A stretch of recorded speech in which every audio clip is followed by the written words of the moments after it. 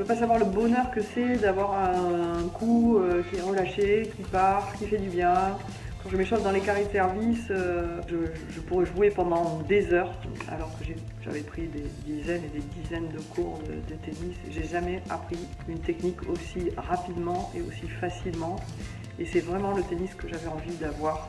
Bonjour, Jean-Pascal Roussat, votre coach. La distance d'impact au service est une des séquences capitales car elle va permettre de générer de la régularité ainsi que de la vitesse. Observez l'orientation du bras de Serena Williams et de Yannick Sinner à l'impact. Sur un cadran d'horloge, le bras se positionne dans l'axe à 11 heures. Je vois trop de joueurs avec un bras à 10 ou 9 heures au moment de l'impact. Le fouetté ne peut pas s'exercer sous peine que la balle finisse inévitablement sa course dans le filet. Et dans ce cas, seule une poussée de balle pourrait être produite, ce qui n'est évidemment pas le but recherché.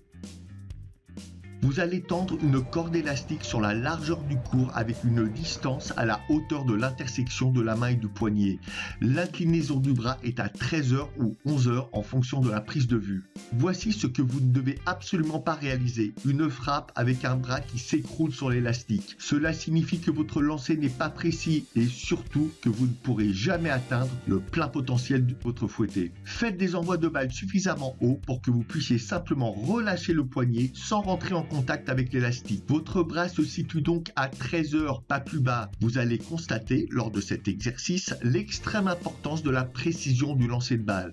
Enfin, faites une série de frappes avec comme unique volonté d'être en extension max du bras et donc dans un axe à 13 heures. Vous pouvez faire un stop à l'impact pour un check visuel et voir si le bras est dans le bon axe. À toi de jouer.